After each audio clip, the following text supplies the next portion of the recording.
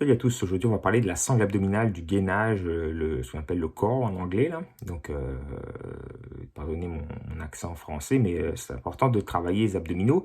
Donc, surtout pour les athlètes, parce qu'il y a des changements de direction. Donc, dès qu'il y a des sports à changement de direction, surtout football, rugby, etc., c'est important d'avoir une bonne sangle abdominale, un bon gainage.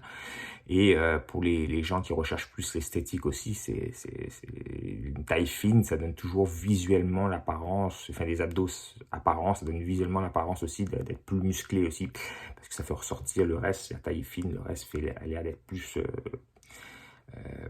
plus volumineux. Donc c'est important de travailler ses abdominaux.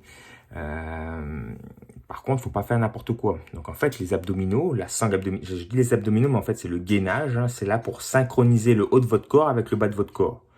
De faire communiquer le haut et le bas, de faire communiquer le côté gauche de votre corps avec le côté droit de votre corps, et le devant de votre corps avec le derrière de votre corps. Donc, si on regarde le corps dans 3 plans de l'espace, ça veut dire frontal,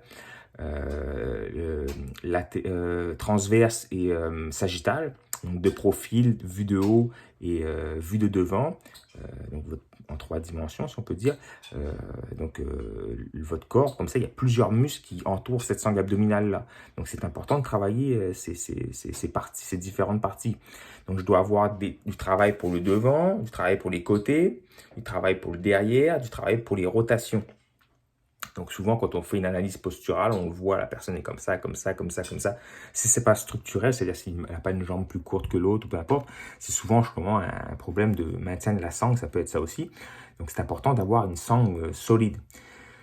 Donc pour les gens comme moi, qui n'aiment pas faire des abdominaux, parce que moi j'en ai fait beaucoup dans ma jeunesse, mais faites-vous violence et essayez d'en faire pareil. Donc les stratégies que vous pouvez faire, c'est de les faire au début de la séance, par exemple. Donc évitez de le faire avant une séance de jambes ou de gros deadlift, parce que là vos abdos vont travailler déjà beaucoup pour vous maintenir votre posture, parce que vous allez avoir des poids lourds à porter.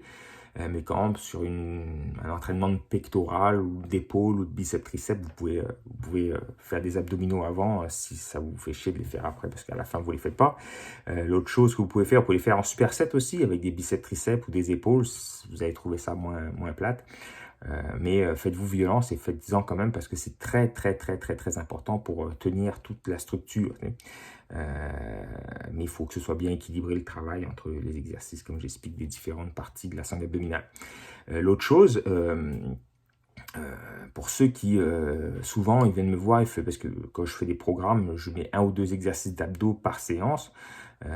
Mais c'est important pour les athlètes d'en faire à chaque séance. Donc, si vous avez un sport à changement de direction, à chaque séance, vous devez avoir du travail de gainage, ou alors une séance dédiée juste pour ça par semaine. Donc, pour ceux qui me disent que les exercices sont trop faciles, souvent, je les vois, ils font les exercices de façon passive.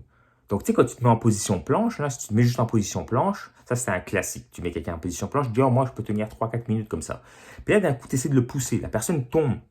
Elle dit, ah ouais, pourquoi tu m'as poussé? Je dis, parce que tu n'es pas une planche. Tu es un espèce de corps inerte et ton esprit est ailleurs. Il faut que tu sois là, tu serres les poings, tu serres les fesses, tu appliques une rotation dans le bassin, tu serres les fessiers bien fort. Puis tu imagines quelqu'un en train de te pousser. Là, tu es complètement contracté en isométrie. Pareil quand tu fais des redressements assis, par exemple. Il faut sortir l'air, bloquer les abdominaux, puis contracter le plus possible les abdominaux pendant que je fais mon exercice de me recroqueviller sur soi tout en contractant les abdominaux. Quand je relâche, c'est pareil. Je garde attention. Tu fais 12-15 répétitions de ça, là, t'es brûlé. Ça sert à rien d'en faire 60 000 comme ça avec une machine ou à terre. Genre, j'ai fait 200 abdos, 2000 abdos aujourd'hui, mais t'étais pas contracté, t'étais pas là. Il faut contracter, il faut être solide, il faut vraiment essayer de chaque fois, si tu fais des côtés, là, des obliques, il faut vraiment que tu contractes le plus possible, tu gardes cette contraction-là. Comme des biceps, c'est comme ça que tu vas travailler des muscles, des pectoraux, c'est pareil. Si tu fais juste le mouvement, ne travaille pas, il faut que tu contractes le muscle en même temps que tu squeezes les abdominaux. Là, je peux vous garantir, vous n'en faites pas 50 000. Au bout de 10-12, là, si tu es capable d'avoir une bonne connexion de ton cerveau avec ton muscle, tu vas être mort. Tu vas être mort.